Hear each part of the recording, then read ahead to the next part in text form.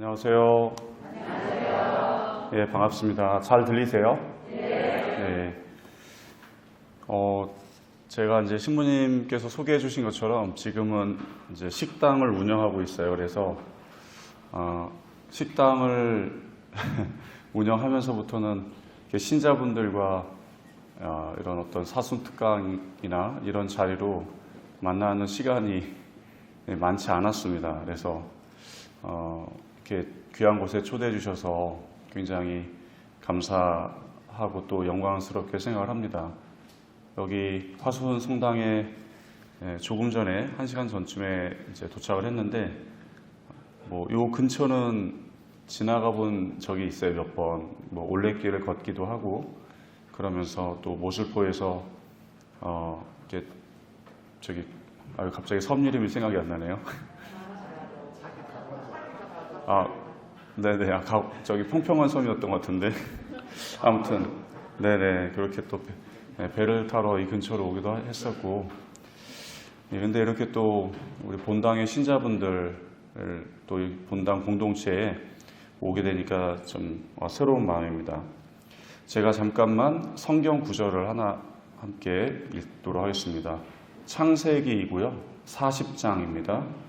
12절에서 15절까지인데 아주 간단한 에피소드예요.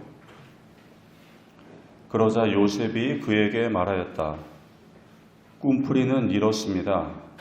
가지 셋은 사흘을 뜻합니다. 이제 사흘이 지나면 파라오께서는 나리를 불러 복직시켜 주실 것입니다. 그러면 나리께서는 전에 헌작 시종으로서 하시던 법대로 파라오의 손에 술잔을 올리시게 될 것입니다. 그러니 나리께서 잘 되시면 저를 기억해 주시기 바랍니다. 저에게 은혜를 베푸셔서 파라오께 저의 사정을 아르시어 저를 이 집에서 풀려나게 해 주시기를 빕니다. 사실 저는 히브리인들의 땅에서 붙들려 왔습니다. 그리고 여기서도 저는 이런 구덩이에 들어올 일은 아무것도 한 적이 없습니다. 네. 근데 사실 이제 우리 성경에서는 방금 은혜를 베푸셔서라고 했어요. 14절에 나리께서 잘 되시면 저를 기억해 주시기 바랍니다. 저에게 은혜를 베푸셔서 파라오께 저의 사정을 아르시어 저를 이 집에서 풀려나게 해주시기를 빕니다. 그래서 저에게 은혜를 베푸셔서 이렇게 됐는데 또 옛날 우리가 오랫동안 봤던 공동번역 성경에는 친절이라고 되어 있거든요. 친절을 베푸셔서라고 이렇게 되어 있었습니다. 요 내용이 어떤 내용이냐면 창세기에 이제 요셉, 이제 꿈풀이를 잘 하던 요셉인데 위로 형이 12명이나 있었죠. 그다음에 아버지가 이제 야곱이에요. 아브라함, 이삭, 야곱 할 때 그 야곱인데 야곱의 막내 아들로서 아버지의 총애를 받았단 말이에요. 그래서 형들이 시기 질투를 해가지고 이렇게 이집트까지 이렇게 물건을 실어 나르는 상인들한테 팔아 넘긴 거죠. 그래서 지금 이집트에 팔려 와가지고 그런데 또 거기서 이제 아주 성실하고 모범적으로 생활을 하다 보니까 그곳에 이제 이집트에 그 고위 고관의 집에 이제 뭐랄까 시종 노예 혹은 그렇게 이제 들어가서 총애를 받았는데 거기에 이제 마님이 유혹을 했죠. 근데 그 유혹에 넘어가지 않아가지고 감옥에 갇혀 있던 상태였어요. 근데 이 감옥에 그 파라오면은 이집트의 왕을 말하는데 그 왕에게 이제 술잔을 올리던 시종장과 또 빵을 올리던 시종장, 그러니까 술잔과 빵을 올리는 것이긴 하지만 왕에게 직접 올릴 정도니까 상당히 이제 지위가 높은 사람들이었어요. 근데 어떤 일인지는 모르겠지만 이 사람들이 파라오의 미움을 사가지고 분노를 사가지고 이제 감옥에 갇혀 있던 상태여서 감옥에서 이 요셉을 만난 겁니다. 그러니까 이제 요셉이 이 사람들이 파라오 곁에서 시중을 들던 아주 고위 관리라는 것을 이제 알게 된 것이죠. 근데 감옥에서 이 두 사람이 같은 날 꿈을 꾼 거예요. 그러니까 이제 아무리 뭔가 꿈이 범상치 않은 꿈인데 이해를 못 하겠는 거죠. 그렇게 해서 고심을 하고 있는데 이제 요셉이 왜 이렇게들 안색이 안 좋으세요? 라고 이제 물어봤더니 실은 간밤에 꿈을 꾸었는데 도저히 무슨 뜻인지를 모르겠다. 그러시면 하느님께서 그 꿈의 뜻을 알려드릴 겁니다. 저에게 어떤 꿈을 꾸셨는지 이야기해 주십시오. 라고 해서 이러저러한 꿈을 꾸었다라고 얘기를 했더니 지금 제가 읽어드린 내용은 그 꿈을 풀이한 내용이에요. 그래서 그 꿈풀이에서 이렇게 이제 되어 있었던 거죠. 가지셋은 사흘을 뜻합니다. 그리고 사흘이 지나면 파라오께서는 나리를 불러 올려 복직시켜 주실 것입니다. 복직되면 얼마나 좋은 거예요, 그죠? 감옥에 이제 파라오의 노여움을 사가지고 감옥에 갇혔으니까 얼마나 불안한 나날을 보내고 있어요. 그런데 사흘 뒤에 복직될 거라고 하는 거죠. 그 다음에 이 사람이 복직이 되면 그 고위 관리에 복직을 하는 거니까 상당히 높은 위치이고 더더군다나 파라오의 곁에 있는 사람이니까 왕의 측근인 거잖아요. 그러니까 요셉이 그러니 나리께서 잘 되시면 저를 기억해 주십시오. 이렇게 말하는 거예요. 그래서 파라오께 잘 말씀을 드려서 저는 참 억울하게 지금 감옥에 갇혀 있는 거니까 저 좀 제가 풀려날 수 있도록 파라오에게 말 좀 잘해달라고 로비를 하는 겁니다. 지금 이제 꿈풀이 해주고 꿈값 그 풀이값으로 자기도 좀 풀려나게 해달라는 그런 내용이었는데 특이한 것이 친절을 베푸시어 저에게 친절을 베푸시어 제가 이 감옥에서 나가게끔 잘 얘기해달라고 이렇게 이야기를 하는데 지금 현재 우리 성경에서는 그것이 또 은혜라고 번역이 되어 있는 것이죠. 제가 지난주에 그 한 기자님을 만났습니다. 서울에서. 저는 이제 서울의 성북구라고 하는 지역에 주로 있는데요. 저희 스토원도 성북구 성북동이라는 동네에 있고 또 제가 주로 일을 하는 식당도 성북구 정릉동이라고 하는 곳에 있습니다. 그래서 주로 이제 성북구에 주로 있는데 뭐 이 식당을 하다 보니까 뭐 기자님들도 알게 되고 뭐 두루두루 여러분들을 알게 됐어요. 그래서 친한 이제 기자님이 한 분 있는데 지난주에 이제 그분을 만났습니다. 그분은 종교가 없는 분이었어요. 그 기자님은 다만 그 기자님의 어머님은 아주 독실한 개신교 신자이시고 그런데 이제 그분은 또 집도 성북구에 있는 한 아파트에서 살고 계시는데 자기 아파트 같은 동에 이제 한 자매님이 살고 계시는데 이 자매님은 장애를 안고 계신 그런 분입니다. 그래서 선천적으로 하체가 이렇게 좋지 않아서 거의 평생을 목발 두 개를 짚고 이렇게 살아오셨는데 저도 잘 몰랐습니다만 나이가 들면서 몸이 좀 약해지지 않습니까? 아무래도. 그리고 저도 그 기자님한테 처음 들은 이야기입니다만 수십 년 동안 이렇게 목발을 짚다 보면 어깨 근육이 다 날아간대요. 그래서 뭐 의사 선생님의 표현을 빌리면 우리 고무줄이 오래된 고무줄 보신 적 있으세요? 이렇게 탄력이 없잖아요. 그러다 이렇게 좀 당기면 이렇게 툭 하고 끊어져 버리기도 하고 마치 그렇게 오래된 고무줄처럼 근육도 그 목발에 이렇게 맨날 이렇게 온 체중을 의지해야 되니까 이 어깨 근육들이 그렇게 상한다고 합니다. 그래서 몇 년 전부터는 이제 아예 휠체어를 타고 이제 다니실 수밖에 없는 거죠. 근데 그 장애를 안고 계신 그분의 부모님들은 이제 성당을 다니신다는 거예요. 근데 글쎄요, 혹시 주변에 신체적으로 이렇게 장애를 안고 있는 그런 분들이 계신지 모르겠습니다만 이 장애를, 그 신체적인 장애를 안고 계신 분들은 자신이 오랫동안 살 거라는 생각을 잘 안 하시나 봐요. 어릴 때부터 장애를 안고 계신 분은 더더군다나. 그래서 자기가 부모님들보다 더 오래 살지 못할 수도 있다는 이런 생각이 들었고, 그래서 내가 엄마한테 효도를 해야지. 그래서 엄마가 평생 동안 소망하시던 대로 내가 성당을 다녀야겠다라고 생각을 했습니다. 그래서 아마 처음에는 통신교리를 통해서 세례를 받으신 것 같아요. 그런데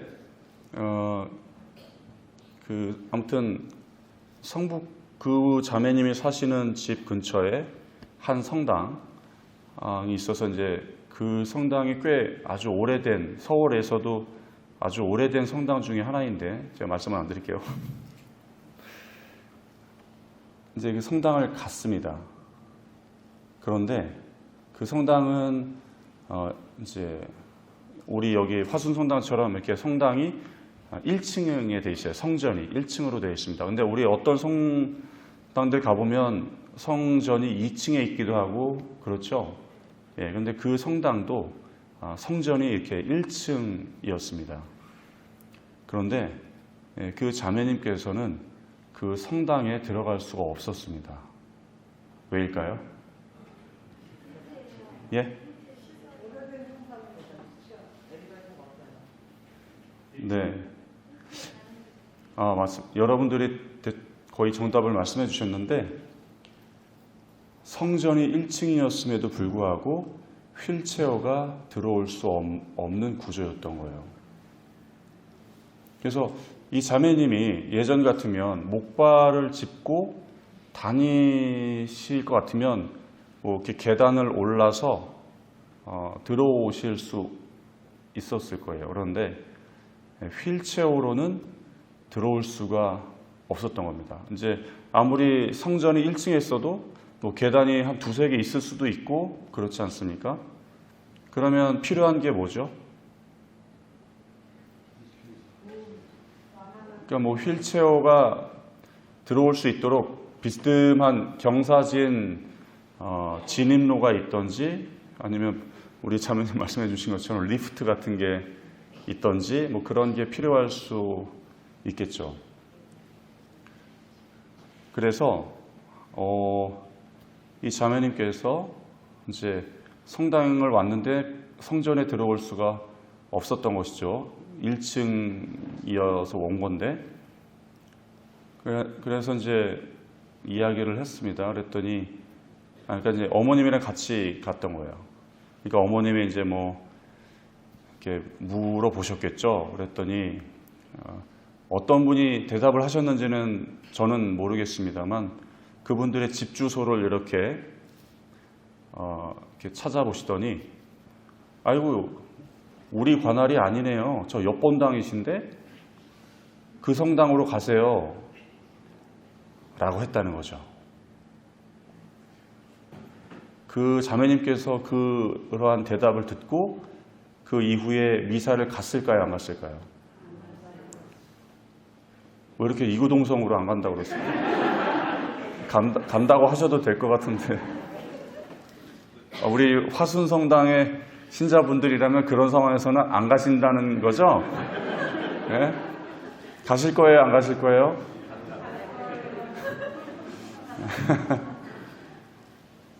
못 가셨겠죠. 마음이 두 번의 상처를 받은 거죠.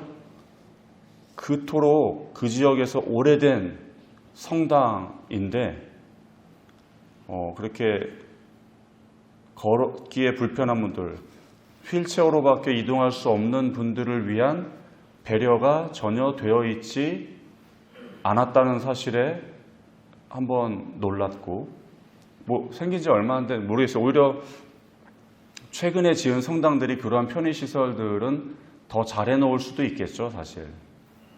네, 그렇지만 아무튼 그런데 그래서 이렇게 그렇게 얘기했을 때 여러분들이라면 이제 그렇게 왔어요. 그래서 미사에 들어오려고 했는데 못 들어오게 됐어요. 그래서 성당 측에 이렇게 이야기를 했어요. 여러분들이 이제 그런 이야기를 듣고 답변을 해 주신다면 뭐라고 답변을 해 주실 거예요? 예? 뭐 그러실 수도 있죠. 예, 오셨으니까 어렵게. 저기, 어이구, 여기 우리 성당이 아니네요. 옆에 성당 가라고 이렇게 대답하실 거예요? 그러면요. 예? 자, 그러면 옆에 성당 가라는 대답은 안 하실 거니까 어떤 대답 하실 거예요? 그러니까 만일 우리 성당에도 그러한 시설이 미비하다면은 글쎄 적어도 아이고 이거 너무 미안합니다. 많이 불편하죠? 아직 우리 성당에 그런 준비가 안 되어 있었네요. 이게 뭐 신부님께 말씀을 드리든 뭘 하든 해서 우리 성당이 그렇게 빨리 설치할 수 있도록 할게요. 아이고 미안합니다. 만약 이렇게 말했다면 어땠을까요? 비록 그날은 뭐 불편하고 또 심지어는 어쩌면 미사에 들어오지 못했을지 몰라도 마음이 영 쓸쓸하지는 않았을 거예요. 그죠? 아무튼 저는 이 이야기를 그 기자님한테 들은 거예요. 제가 평소에 친하게 지내는 기자님한테. 그 기자님이 저를 붙들고, 왜 저를 붙들고 그랬겠어요? 제가 신부니까 자기가 아는 그 기자님 편에서 자기가 아는 뭐 유일한 혹은 뭐 친한 신부이니까 저를 만난 자리에서 아니 어떻게 그럴 수가 있냐 그러면서 자기 깜짝 놀랐다고. 아니 어떻게 성당에서 그런 것도 준비가 안 돼 있을 수 있어요? 라고 하면서 이제 막 저한테 약간 항의 비슷하게 이제 하소연 비슷하게 그 다음에 좀 뭐 천주교에 좀 실망했다는 마음도 좀 있는 거죠, 사실. 그래서 제가 대신 사과했어요. 죄송하다고. 사과해야지 어떻게 해요, 그죠? 네. 그래서 근데 사실은 저도 그 기자님을 통해서 그분의 이야기를 듣고 좀 많이 반성을 했어요. 사실 여러분들은 친절이라고 하면 어떤 게 생각나십니까? 친절. 뭐 이렇게 예의 바르게, 뭐 공손한 태도로 이제 말도 좀 예의 바르게 하고 나긋나긋하게 공손하게 하는 어떤 그런 것을 우리는 보통 이제 친절로 생각을 많이 할 거죠. 뭐 그것도 뭐 틀린 것은 아닙니다만 제가 우리 그리스도교에서 말하는 친절을 이렇게 읽어드려 볼게요. 이제 국어 사전적으로는 친절이란 일반적으로 남을 대하는 태도가 성의가 있으며 정답고 고분고분한 것을 지칭한다. 뭐 충분히 이해되시죠? 남을 대하는 태도에 성의가 있고, 우리 요새 하는 말로 영혼이 하나도 없다 뭐 이런 표현 쓰잖아요. 대답을 하는데 영혼이 없어 뭐 이런 표현. 근데 성의가 있고 정답고 고분고분한 그런 어떤 모양새. 그런데 그리스도교적으로는 곤란을 겪고 있는 사람이라든지 가난한 사람에게 이해와 동정과 배려를 나타내는 소질이라고 이렇게 좀 더 풀이해서 설명하고 있습니다.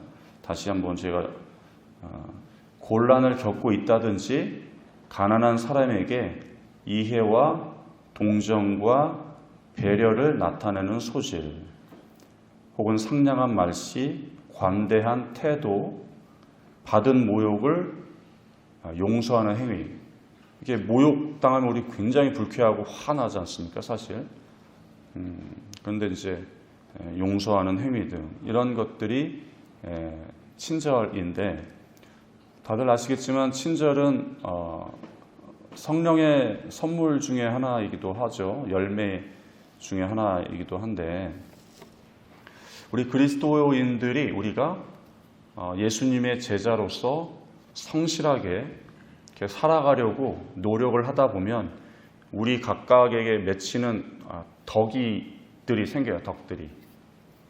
그러한 여러 가지 덕 중에 한 가지가 친절인데, 저는 오늘 우리 화순본당의 사순특강의 주제로 그리스도의 향기 친절이라고 이렇게 제목을 정해봤습니다. 그러니까 아주 간단하게 말씀을 드리면 우리 그리스도인들은 보다 더 친절해집시다라고 말씀을 드리고 싶은 거예요. 우리 화순 성당 신자분들 친절하시죠? 네.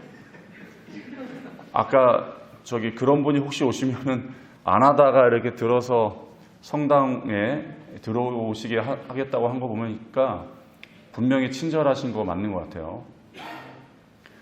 제가 오늘 제주시에 있었는데 본당 신부님과 사목회장님, 그 다음에 또 우리 분과장님께서 데리러 제주시까지 오셨어요.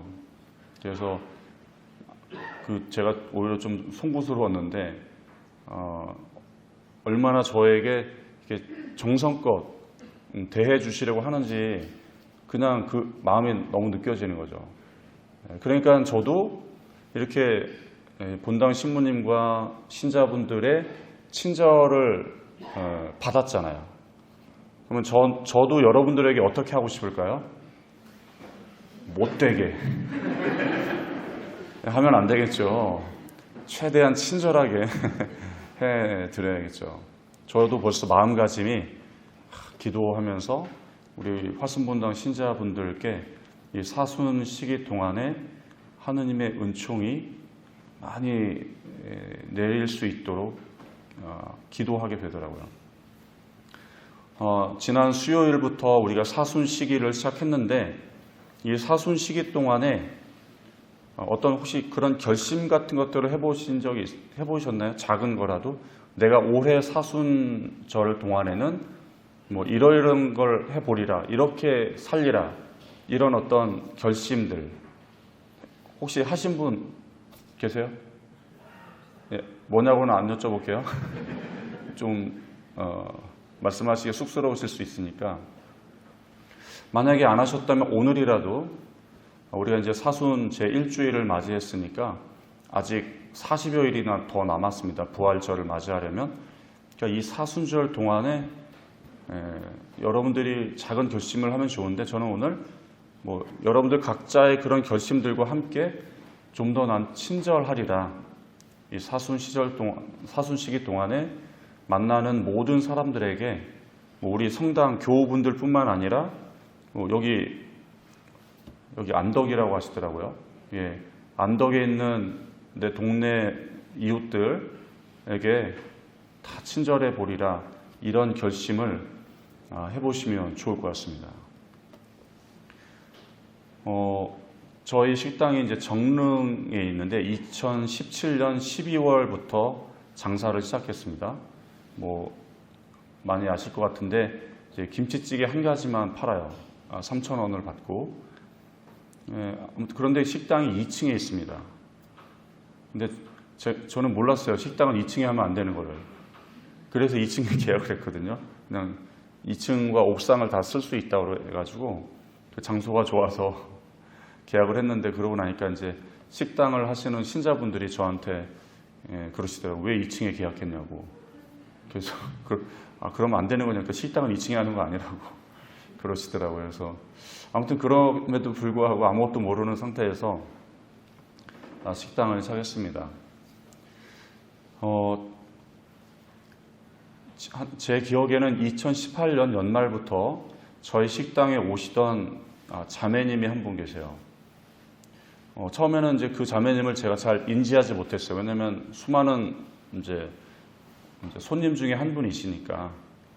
그런데 한 번, 두 번 이제 이렇게 뵙다 보면 이제 기억이 좀 나지 않습니까? 근데 그해 연말 어느 날 자매님이 저에게 따로 이렇게 찾아오셨어요. 그 자매님은 갑자기 그런 거예요. 신부님, 제가 오늘 돈이 1,000원밖에 없으니까 1,000원어치만 먹고 가도 될까요? 그러셨어요.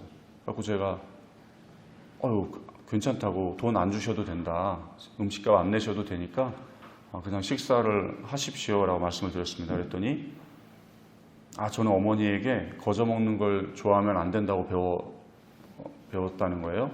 그래서 돈을 내겠다는 거예요. 그래서 그러면 오늘 1,000원 있으시니까 1,000원을 내시고 식사를 하고 가세요. 그리고 혹시 다음에 돈이 없으시더라도 와서 식사를 하시고 돈이 있으면 뭐 돈을 내고 가세요.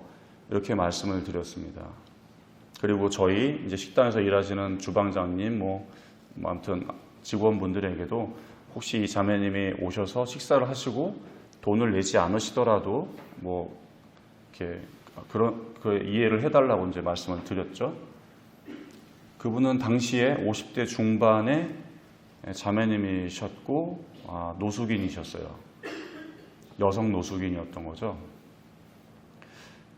그러면서 이제 그날 이후로 저희 식당에 일주일에 한 2번씩, 3번씩 이렇게 오셔서 식사를 하고 가셨습니다. 근데 이제 시간이 지나면서 이제 일주일에 2-3번씩 오시더니 이제 매일 오셨어요. 매일 오셔서 식사를 하고 가셨습니다. 그리고 또 시간이 지나면서 이제는 매일 점심 때, 저녁 때 오셔서 식사를 이제 하신 거죠. 그러니까 하루에 2끼를 저희 식당에서 드신 거예요. 그렇게 이제 몇 개월이 지났습니다. 저희 식당에 오기 전에는 이 자매님은 명동성당 근처에 계셨다고 해요.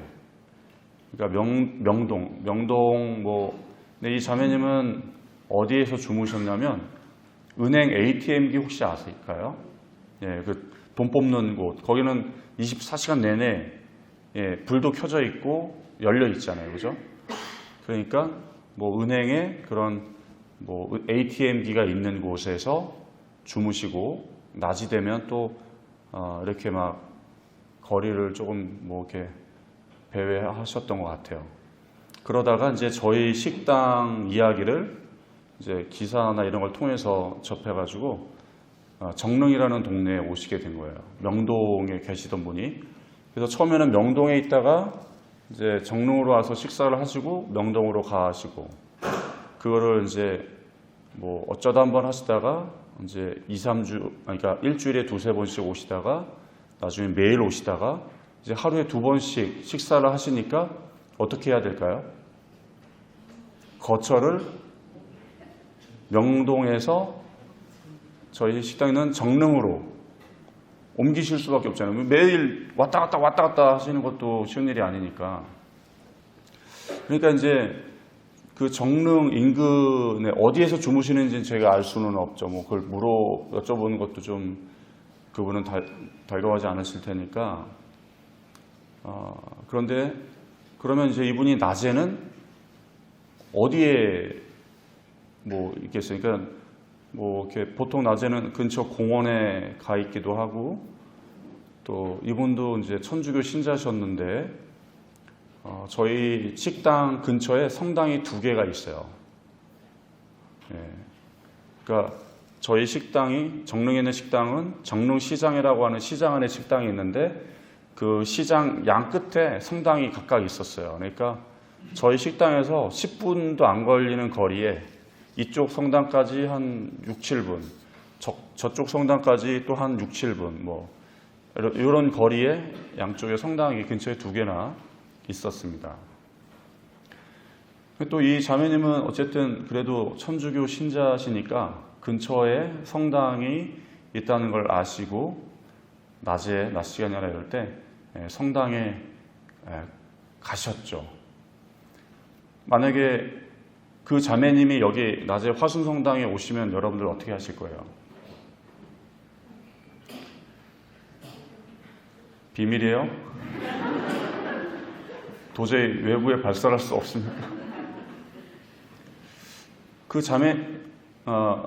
자매님은 우리 제주도에는 노숙을 하시는 분이 없다고 말씀들을 하시더라고요. 없나요? 있나요?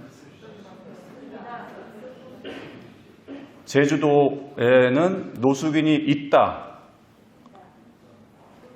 자, 제주도에는 노숙인이 없다. 나는 손이 없다. 자, 다시. 제주도에는 노숙인이 있다. 제주도에는 노숙인이 없다. 대략 반반 정도로 이렇게 나뉘네요. 근데 제가 만났던 제주도 분들은 저에게 제주도에는 노숙인이 없다라고 말씀은 일단 해주셨습니다. 이거 내기할까? 있나 없나 내기할까요? 우리 반반 나눠가지고 네? 있다에 뭐 1,000원씩 걸고 없다에 1,000원씩 걸어가지고 죄송해요. 사순식에 불경하게 돈 내기를 이렇게 좀 제가 좀 아직 덜 된 신부라서 네. 그러니까 제가 왜 여쭤봤냐면 노숙인들을 보신 적이 혹시 있나 싶어서 여쭤본 거예요. 노숙인 분들은 딱 보면 딱 알 수가 있습니다. 옷차림과 그러니까 외모에서부터 한눈에 알 수가 있어요. 딱 알아요. 그냥 보면 노숙하시는구나 이런 게. 자, 이제 그 자매님께서 그 근처에 있는 성당들에 들어갔습니다. 환영을 받았을까요? 못 받았을까요? 예? 왜요? 만약에 여기 화순성당에 노숙인 분이 이렇게 낮에 들어오신다면 여러분들은 환영을 하실 거예요? 안 하실 거예요?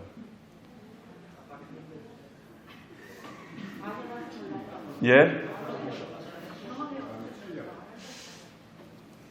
예, 굉장히 이게 대답이 선뜻 안 떨어지시죠? 머리로는 환영을 해야 된다라고 아는데 현실에서는 환영을 못할 것 같은 우리의 모습이 발견이 되잖아요. 그죠? 노숙을 하시는 분들은 냄새도 나고요. 일단 옷도 굉장히 지저분하고요. 그분들의 특성은 짐을 굉장히 많이 가지고 다녀요. 자기 짐을 다 가지고 다닙니다. 그 안에 무슨 보물이라도 들어있는 것처럼 많이 가지고 다니세요. 근데 아무튼 그러니까 이제 성당에 계신 예를 들면 뭐 관리장님, 사무장님 혹은 또 신자분들도 뭐 미사 때문에 오거나 또 끝나고 가시거나 하는 분들이 그분을 달가워하지 않으셨죠. 그리고 근데 그분은 이제 말씀드린 것처럼 낮 시간에는 특별히 가 있을 곳이 없으니까 계속해서 성당에 가셨지만 그랬습니다. 그래서 이제 그 소식이 본당 신부님께까지 전해졌습니다. 그래서 본당 신부님께서 좋은 분이셨던 것 같아요. 좋은 분이셨어요. 마침 그 신부님께서 이제 발령을 받아서 이동하실 때가 된 겁니다. 그래서 이동하시기 전에 이 자매님의 좀 문제를 좀 해결해 드리고 싶으셨던 것 같아요. 그래가지고 저에게까지 연락이 왔어요. 그러니까 이 자매님 어디서 오셨어요? 어떻게 오셨어요? 이러한 것들을 묻다 보니까 청년밥상 문간이라는 식당 때문에 정릉에 오게 된 걸 아신 거예요. 그래서 저한테 이제 신부님이 전화를 하셔서 혹시 그 자매님을 잘 아는 사이냐? 이렇게 해서 뭐 언젠가부터 저희 식당에 오셔서 식사를 하고 계신다라고 말씀을 드렸죠. 어쨌든 그래서 본당 신부님께서 본당의 사회복지 분과장님, 수녀님들 그리고 그 관할 본당에 있는 주민센터 옛날로 그러면 동사무소죠. 이제 사회복지 담당 주무관, 공무원 분을 또 불러가지고 논의를 했습니다.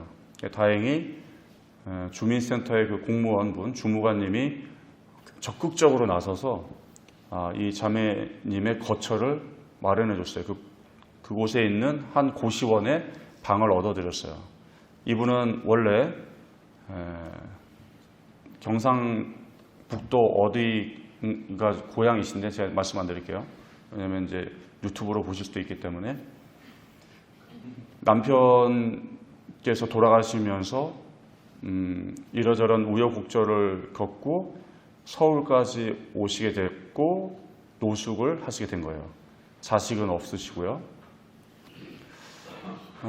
그런 상태에서 주소를 그쪽 정릉으로 옮겼습니다. 왜냐하면 주소가 와야지 이 관할 동사무소 주민센터에서 이분을 케어해 드릴 수가 있어요. 예. 그렇죠. 예를 들면 여기 안덕이라고 했죠. 예, 여기서 어떤 분을 돌려오는데 이분 주소가 뭐 부산으로 되어 있다 그러면 이제 공무원분들은 도와줄 수가 없는 거죠. 그래서 그곳에 주소를 이제 고시원에 먼저 고시원 사장님이랑 얘기를 해서 방을 하나 내어드리고 글로 주소로 옮겨가지고 이분을 기초생활수급자로 이렇게 해서 많지는 않지만 한 달에 얼마씩 나라에서 돈이 조금씩 나와서 그 돈으로 월세를 내고 이제 생활을 하시게 됐습니다. 그래서 그 본당 신부님께서 발벗고 나서셔가지고 이 자매님의 이제 주거가 그래도 해결이 된 거예요. 이제 ATM기에서 주무시지 않아도 된 거죠. 그러고서 이제 자매님이 이제 주거가 생기니까 저희 식당에 안 오셨어요. 그러니까 아마 이제 거기에서 식사도 해서 드실 수도 있고 뭐 그랬겠죠. 그러니까 그래서 그 이후로는 이제 가끔씩 몇 달에 한 번 정도 이제 식당에 이제 뭐 저를 보러 이렇게 오시곤 했습니다. 그러다가 이제 또 코로나가 터져서 더 이렇게 만나기가 어려웠죠. 근데 작년 가을에, 작년 10월에 자매님께서 저희 식당에 찾아오셨습니다. 아주 몇 달 만에 뵌 거였어요. 그래서 10월 달에 저를 찾아오셔가지고 저에게 카드 하나를 주셨습니다.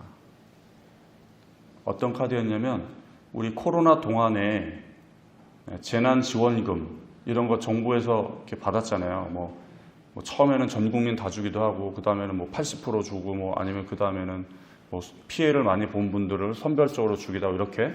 근데 이 자매님께서는 이제 어쨌든 기초생활 수급 단계이니까 정부에서 이제 그런 것들이 좀 지속적으로 나왔던 모양이에요. 이제 지원금, 재난지원금이 주어질 때마다. 근데 이제 자매님께서 얼마 전에, 그러니까 작년 10월 저를 찾아왔을 때 그 얼마 전에 그 재난지원금을 받으셨다는 거예요. 그래서 40만 원을 받았는데 이 40만 원을 여기에 기부하고 싶어서 왔다는 거예요. 그리고 제가 그 돈 받아요, 받지 마요? 받는다. 받으면 죽일 놈이다. 굳고 사양했죠. 자매님 필요하신 데 쓰세요. 안 주셔도 돼요. 근데 자매님이 아니라고? 저도 신부님한테 받은 게 많으니까 도움을 그동안 많이 받았기 때문에 자기도 꼭 나누고 싶다는 거예요. 베풀고 싶다는 거예요. 청년들을 위해서 이 돈을 후원하고 싶다는 거예요. 그래서 40만 원을 후원하고 가셨습니다.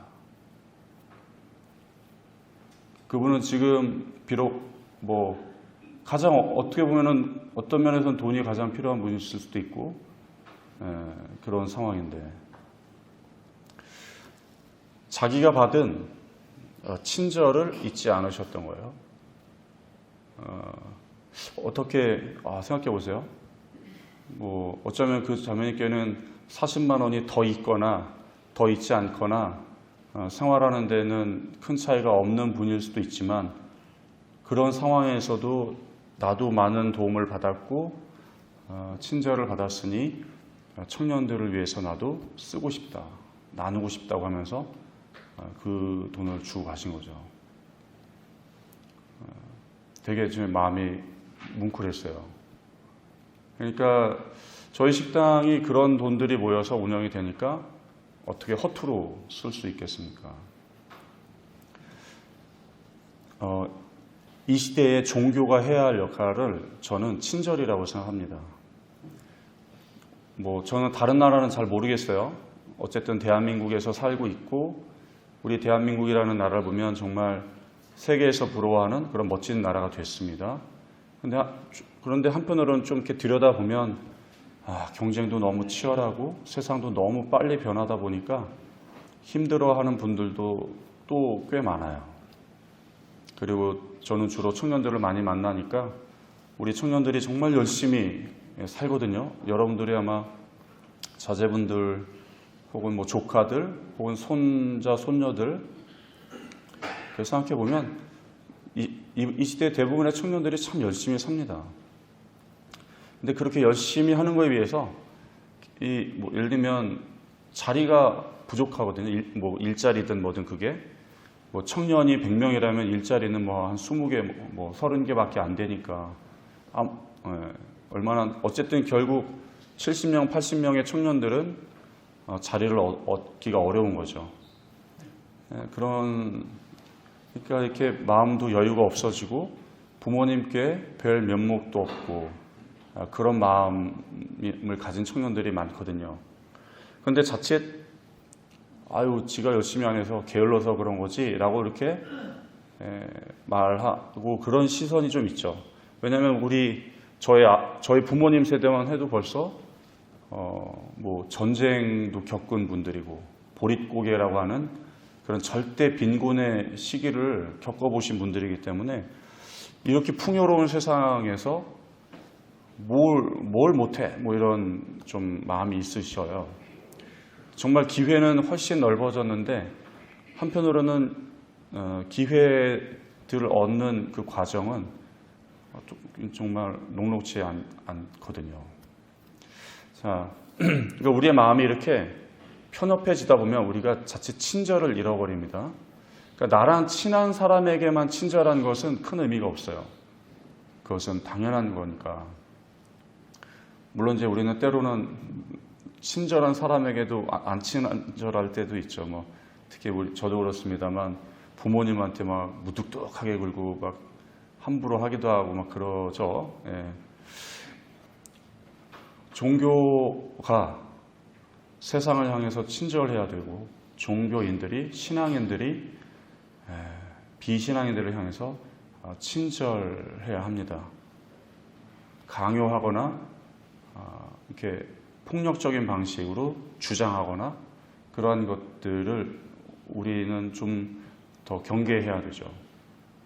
그래서 사실 올해 경남 고성의 올베타노 성 베네딕토 수도원이라고 하는 그런 수도원이 있는데 그곳에 유덕현 야고보 아빠스가 계셔요. 그분이 이제 지난 2월에 축성생활의 날 담화를 통해서 어떤 걸 이야기하셨냐면 우리 수도자들이 더 친절해져야 한다 이런 말씀을 하셨거든요. 저는 뭐 비유적이지만 이 화순 성당에서 제일 친절한 사람은 본당 신부님이고 본당의 수녀님들이어야 한다. 비유적인 표현입니다. 그러니까 이 암덕에서 제일 친절한 사람들은 화순성당 다니는 사람들이다. 이런 말을 우리가 들어야 됩니다. 뭐 나가서 예수님 믿으세요. 성당 다니세요. 이제 이런 식으로 주장하던 시절은 지나갔습니다. 우리가 어떻게든 그리스도의 사랑과 복음을 실천하고 전해야 되겠지만 그러한 방식은 이제 어렵다는 거죠. 어떤 방식? 그 중에 한 가지가 친절이라는 거예요. 우리가 만나는 사람들에게 내가 친절한 태도를 유지하기 어려울 때라도 친절함을 잃지 않으려는 결심과 그런 노력. 뭐 친절할 수 있을 때 얼마든지 친절할 수 있잖아요. 근데 그러기 어려울 때라도 친절하려고 하는 것. 그래서 안덕에서 제일 친절한 사람이 누구야? 저기 본당 신부님. 죄송해요, 부담드려가지고. 저기 뒤에 우리 본당 수녀님들. 왜냐면 안덕에서 제일 친절한 사람들이 화순성당 다니는 사람들이고 화순성당 다니는 사람들 중에 제일 친절한 사람이 아까 뭐 본당 신부님이나 수녀님이시니까 안덕에서 제일 친절한 사람은 안덕면 공무원이 아니라 농협 직원이 아니라 바로 이 화순성당의 신부님, 수녀님을 비롯한 우리 신자분들이어야 된다. 그런데 그 친절이 아까 처음 말씀드린 것처럼 단순히 공손한 말투, 공손한 태도로서만의 친절이 아니라 가난하거나 고통받는 이들에 대한 배려, 이해, 관심이라고 말씀을 드렸죠. 이제 다음 주부터 여기도 이제 공사가 막 일어나겠네요, 그죠? 일단 휠체어 들어올 수 있도록 입구마다 다 이렇게 공사해야 되고, 그렇죠? 사실 저도 그 말을 들으면서 참 죄송하고 부끄러웠거든요. 사람들은 그런 기대가 있어요. 아직까지도 성당에 대해서, 천주교에 대해서 그래도 성당은, 그래도 천주교는 좀 다를 거야, 이런 기대가 있다는 거예요. 그런데 그런 기대가 무너졌을 때 더 크게 실망하는 거죠. 그러다 보면 더 강하게 비판할 수 있고, 그러한 비판이 때로는 좀 우리는 못내 속상하고 서운할 수도 있지만, 그만큼 우리를 좋게 평가해 주시고 기대해 주시기 때문에 그런 거거든요. 친절이란 물론 말과 행동으로서도 그러한 태도로 나타나는 것이지만, 시스템적으로도 가난하고 고통받는 이들, 아니면 사회적 약자들이 환대받고 배려받는다는 느낌을 주는 것이어야 한다는 거죠. 뭐 지금 여기 와 계신 분들, 저도 그렇고 우리처럼 그냥 두 다리 멀쩡하게 이렇게 걸어 다닐 수 있는 사람들이 들어오는 성당은 뭐 흔하디 흔한 거 아닙니까? 그런데 그런 사회적 약자들도 언제든지 올 수 있는 성당. 제주도에는 노숙인들이 있습니다. 안덕에는 없는지 모르겠어요. 그러나 제주시에는 있습니다. 저희가 청년밥상 문간이라는 식당을 지난 1월 30날 개업했습니다. 제주시 이도 이동에 있어요. 이제 채 한 달이 되지 않았죠. 4호점입니다. 그런데 지금 저희 식당에 노숙인들이 오셔서 식사를 하고 가십니다. 한 번은 저희 거기에서 일하는 분에게 전해 들었어요. 한 가족이 아마 이제 저희 식당 뭐 이렇게 소식을 듣고 오셨는지 모르겠습니다만, 뭐 한 가족이 오셔서 식사를 하셨대요. 엄마, 아빠랑 아이들이 네 식구가. 그런데 노숙인이 이렇게 들어오셨나 봐요. 식사를 하시러. 그랬더니 그 가족들이 화들짝 놀라서 나가셨다고 하더라고요. 물론 그분들은 조금 당혹스럽고 어떻게 해야 될지 잘 몰라서일 수도 있고, 아니면 정말로 노숙인을 좀 좋아하지 않으셔서 이랬을지도 모르겠지만 조금 가슴이 아팠습니다. 적어도 우리 화순성당의 모든 교우분들은 사실 그런 분들이 오면 불편함을 느끼는 건 뭐 그냥 사실이에요. 불편하지 않을 거라는 말씀을 드리는 게 아닙니다. 불편함을 우리가 느낄 수 있지만 그 불편함을 표현하기보다는 배려하고 친절하게 대하자. 그들을 받아들이자. 마치 하느님께서 우리를 받아들이신 것처럼. 자, 그러면 이제 제가 또 여쭤볼게요. 나야말로 하느님께서 받아들이기에 합당한 사람이다 하시는 분 손 들어보세요. 자, 나 좀 다시 질문 드려볼게요. 천천히. 나야말로 하느님께서 받아들이기에 합당한 사람이다. 아유, 내가 아니면 누가 하느님이 받아들이시겠어 하시는 분. 분위기상 손을 못 들겠죠? 들고 싶으신데, 그죠? 네. 그러면 반대로 나는 하느님이 받아주시기에 정말 털끝만큼도 합당한 게 없는 사람이에요 하시는 분. 그 정도는 아니시잖아요, 신부님. 왜 그러세요? 제가 지나치게 과장을 했지만, 근데 가만히 생각해 보면 하느님 앞에 우리가 부족함을 많이 느끼는 연약한 인간들이지 않습니까? 사실 하느님 앞에 저는 정말로 잘났습니다 할 수 있는 사람이 있겠습니까? 이게 따지고 보자면. 그런데도 하느님께서는 우리를 받아주셨다는 거예요. 예수님께서는 오늘도 두 팔 벌려서 우리를 맞아들이시고 환영하신다는 거예요. 천주교에서 성당에서 십자고상을 왜 걸어놓겠어요? 저걸 잊지 말자고. 저렇게 우리를 팔 벌려 기다리시는 하느님 아버지를, 예수님을 잊지 말자는 거죠. 이 사순시기는 바로 그러한 하느님의 사랑을 다시 한번 떠올리고 묵상하는 시간입니다. 그래서 여러분들께서 이 사순시기 동안에 하느님께서는, 예수님께서는 나에게 어떻게 친절하셨는가? 우리 삶에 무슨 근심, 걱정, 고통거리가 하나도 없는 것이 하느님이 친절을 베풀어 주신 게 아니에요. 그래야만 친절한 건 아니라는 거죠. 우리 모두가 더 잘 아시겠지만 인생에는 참 이렇게 끊이지 않고 이러저러한 근심 걱정거리들이 생깁니다. 그런 시기가 없는 시간도 있지만은 그럼에도 불구하고 하나님께서 우리에게 베풀어 주셨던 친절을 잊지 않는 것. 이 사순시기에 우리가 묵상해야 할 것은 바로 그것이죠. 그래서 그리스도인들은 어디에 가서도 사람들에게 친절해야 할 사실은 의무가 있는 것입니다.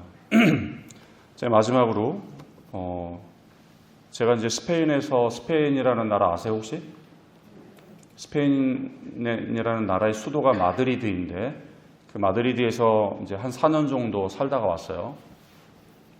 그러면서 이제 거기에 이제 한인 성당의 신자분들도 이제 뭐 알게 되고 아무튼 그때 알게 된 이제 당시에는 청년이었는데 왜냐하면 제가 2009년부터 13년까지 스페인에 있었으니까 벌써 10년도 더 전이잖아요.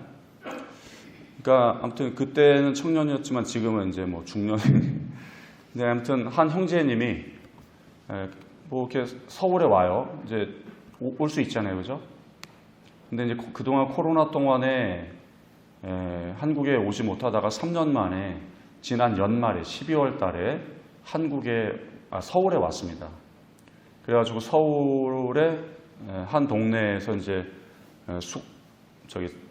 숙소를 정하고 한 달 넘도록 이렇게 지냈는데, 그러니까 이제 뭐 사업을 해요. 그 형제님은 이제 무역업을 합니다. 스페인에 있는 물건을 한국에 수출하는, 이제 한국에서 주문을 받아가지고 스페인 현지에서 그거를 이제 구매해서 보내주는 그러한 일을 하는데, 뭐 코로나 동안에는 사람도 만나기 어렵고 일만 해야 되고 또 이제 많이 우울했던 모양이에요. 그래서 한국에 와서도 매일 성당에 가서 기도하고 자기 숙소 근처에 있는 성당에 가서 기도하고 또 묵상하고 막 이렇게 보냈던 모양입니다. 그런데 어느 날 이제 자기가 지금 우울해져 있는 상태니까 근처에 있는 성당에 이렇게 갔어요. 그래가지고 마당에서 이렇게 있는데 마침 신부님 같아 보이는 분이 이렇게 내려오시더랍니다. 그래서 이렇게 가까이 다가가가지고 혹시 신부님이세요? 라고 물어봤다고 그래요. 보통 만약에 그런 상황이라면 신부님은 어떻게 하시겠습니까?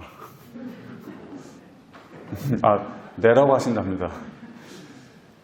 그런데 그 신부님은 아무런 대답 없이 머리부터 발끝까지 스캐닝.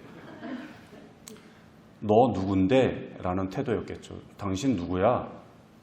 그러니까 이제 이 형제님이 조금 이제 당황해가지고 혹시 신부님이 아니신가요? 그랬더니 맞아요.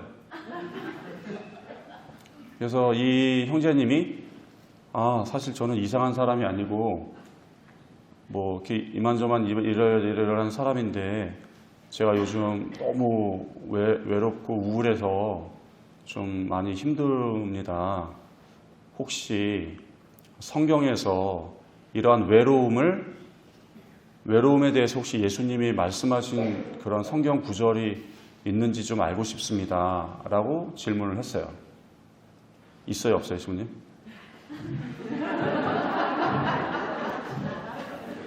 그럼 제가 우리 신자분들께 여쭤보겠습니다. 있어요, 없어요? 예? 아, 예수님이 외로움에 대해서 말씀하신 구절이 있어요? 전 잘 모르겠는데. 아무튼 근데 정말 자기는 궁금하고 지금 우울하고 막 이래서 물어봤는데, 만약에 이제 그런 질문을 받는다면 신부님은 어떻게 대답하시겠습니까?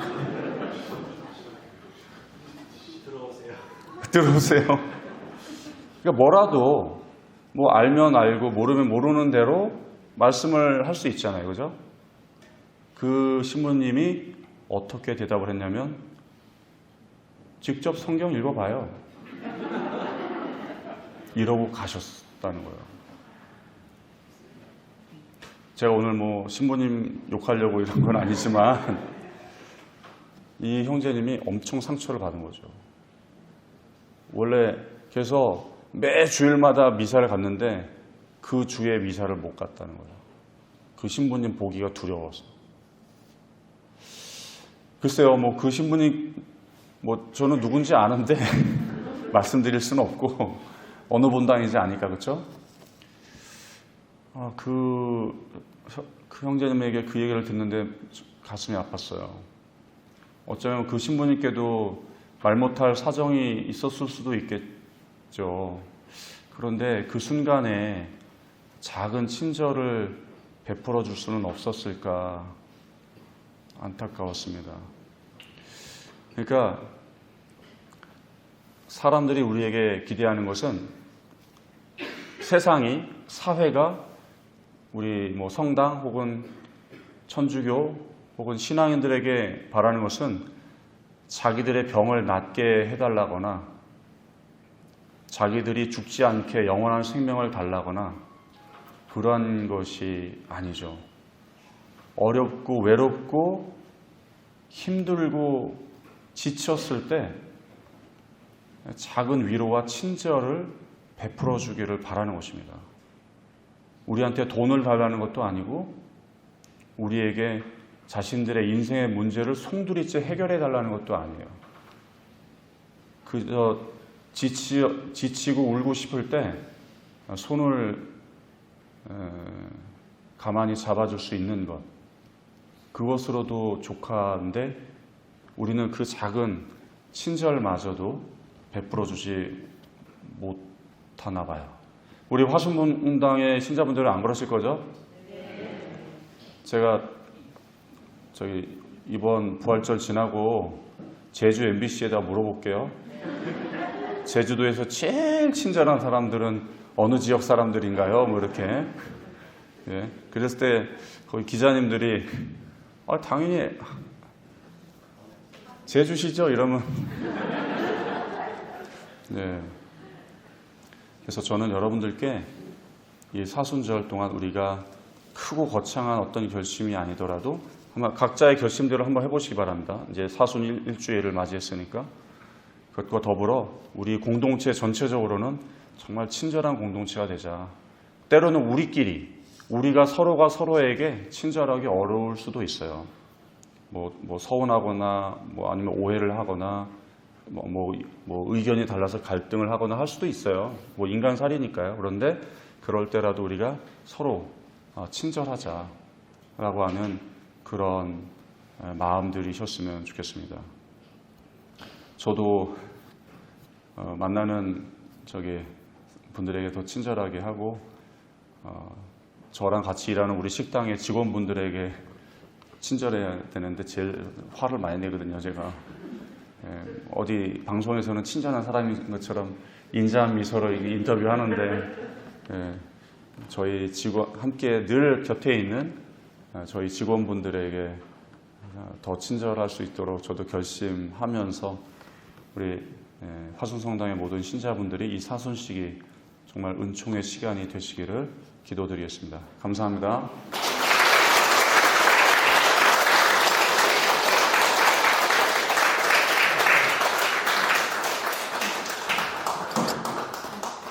혹시 신부님께 뭐 궁금하신 거 있으실까요?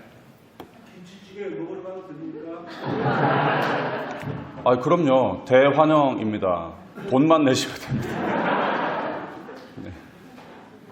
혹시 질문 없으시면 우리 시민 다시 한번 큰 박수 부탁드립니다.